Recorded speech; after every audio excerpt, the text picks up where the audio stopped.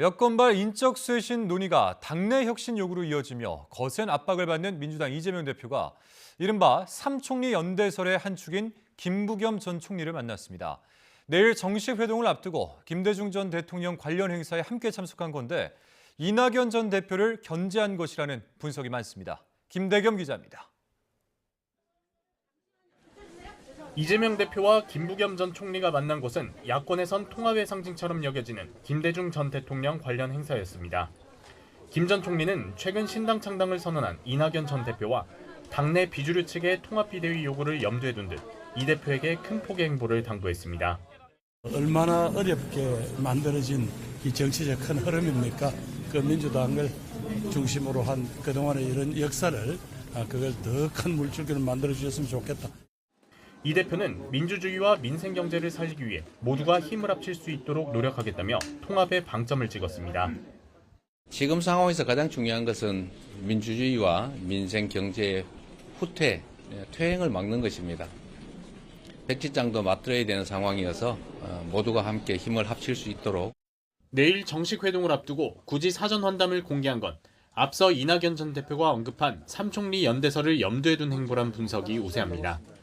이 대표가 오는 28일 정세균 전 총리와의 회동까지 예고하며 이른바 이낙연 고립작전에 속도를 내고 있다는 겁니다. 이낙연 대표 전 대표도 좀 서두르고 명분 제시가 부족하고 과연 그 길이 정답인가에 대한 고민이 있습니다만 당내에서 다루는 방식도 저렇게 하면 안 되고 알겠습니다. 당 대표도 좀 나서야죠.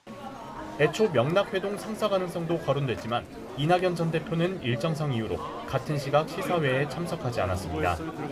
사실상 이재명 대표와 회동을 피한 것 아니냐는 해석이 나왔는데 당내에선 이 전 대표를 향한 비판 여론이 확산하고 있습니다.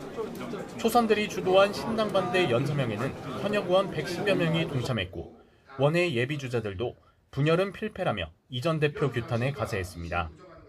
헛된 정치적 욕망으로 자신의 역사와 민주당의 이름에 먹칠을 하고 선후배 동지들에게 깊은 상처를 주고 있습니다.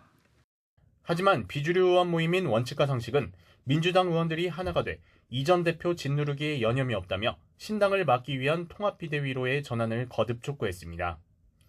압박과 반박이 이어지며 당내 갈등의 골이 깊어진 가운데 이 전 대표는 금태섭, 양양자 등 제3지대와의 접촉면을 넓히며 신당의 불씨를 키워가고 있습니다. 당 안팎에선 이재명 대표가 김부겸, 정세균 두 전직 총리와 한자리에 서는 것만으로도 삼총리 연대설은 어느 정도 잠재울 수 있을 거란 전망을 내놓고 있습니다. 하지만 이낙연 전 대표의 신당을 끝내 막지 못한다면 통합이란 목표는 반감될 수밖에 없다는 지적도 만만치 않습니다. YTN 김대겸입니다.